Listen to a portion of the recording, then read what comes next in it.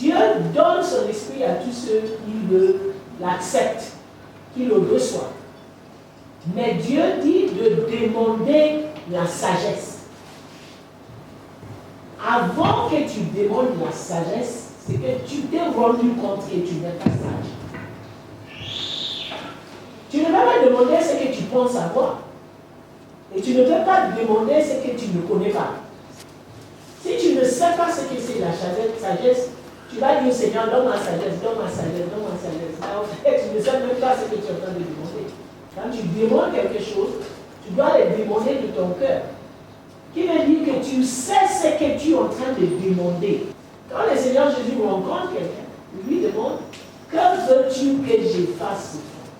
Tel que nous sommes assis ici, si le Seigneur Jésus vient vous demander que veux-tu que tu fasses, il y en a qui ont 20 choses, il y en a qui ont beaucoup, il y en a même qui vont dire d'abord l'argent. On est chrétien, personne ne va demander le salut. Beaucoup vont demander l'argent. Pourquoi? Parce que c'est ce qu'ils sont qu'il a besoin. Il faudrait que tu saches de quoi tu as besoin. L'autre a dit, je vais marcher. Tu vois? L'autre a dit, je ne sais pas, quelque chose.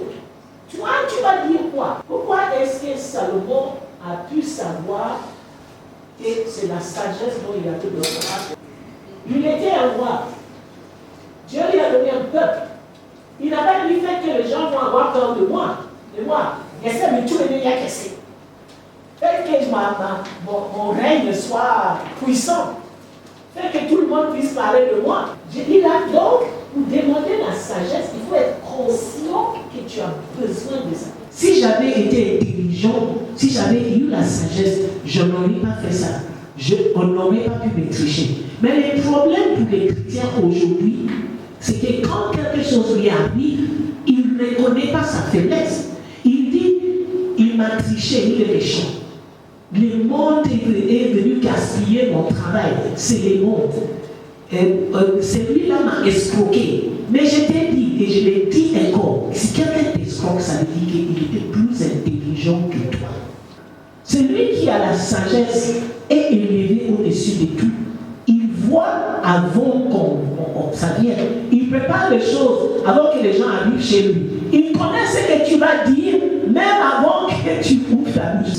Le monde est certainement méchant, mais Dieu nous a dit, nous sommes dans ce monde, mais nous ne sommes pas de ce monde. Et donc, il nous donne la sagesse pour que nous puissions vivre dans les temps de ce monde. Mais le chrétien n'est pas sage. Donc, si tu te rends compte qu'il te manque la sagesse, demande à Dieu. Écoutez, et c'est comme ça que maintenant tu dis, Seigneur, donne-moi la sagesse. Seigneur, donne-moi la sagesse. Parce que j'ai la sagesse pour l'enfant qui est difficile. Le travail qu'on m'a donné que je n'arrive pas à faire, Seigneur, donne-moi l'intelligence, la sagesse et l'intelligence pour que je puisse le faire. Au lieu de penser, rejeter et dire l'autre est mauvais, l'autre n'est pas bien, l'autre, non. On ne sera jamais sage. Donc nous devons nous rendre compte que nous avons besoin de demander à Dieu la sagesse pour chaque situation. Est-ce qu'on peut avoir la sagesse pour toute la plénitude de la sagesse? Complètement. Non. Ça veut dire que la sagesse est selon des âges, selon des circonstances, selon des situations, selon des saisons. Voilà. Et donc, ce n'est pas figé. À 10 ans, on peut dire que cet enfant est sage. Quand il va grandir, il va modifier un peu les choses qu'il faisait.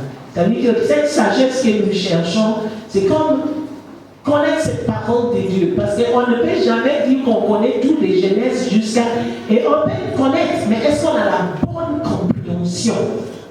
Parce que la parole de Dieu est faite pour nous façonner et de nous rendre bons à toute œuvre. Voilà.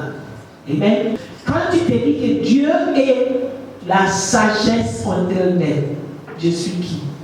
Le peu que je connais ne m'aime pas beaucoup. Donc si quelqu'un vient se faire grand en disant je suis intelligent, je suis sage, il faut le regarder. Si tu es intelligent, tu le regardes tranquillement. Si quand on a commencé, le pasteur Henry a demandé qu'est-ce qu'est la sagesse, et il a défini qu'il y avait deux sortes de sagesse. La sagesse d'en haut et la sagesse d'en bas.